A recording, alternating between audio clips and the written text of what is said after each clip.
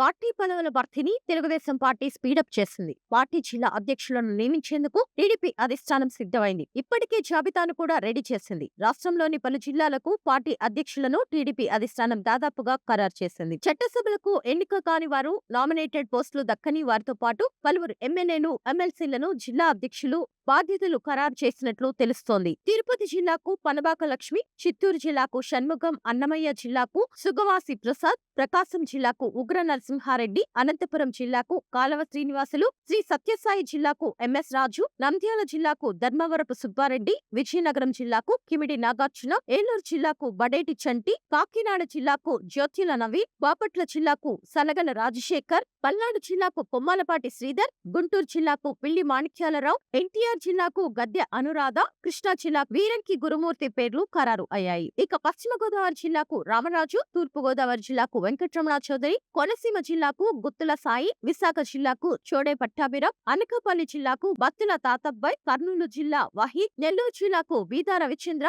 కడప జిల్లాకు భూపేష్ రెడ్డిని ఎంపిక చేసినట్లుగా పార్టీ వర్గాల్లో చర్చ జరుగుతోంది. ఈ సమాచారాన్ని ఎమ్మెల్యేలు, జిల్లా నేతలకు ఇప్పటికే పార్టీ పంపించింది. 1-2 రోజుల్లో టీడీపీ అధిష్టానం అధికారికంగా ప్రకటించనుంది.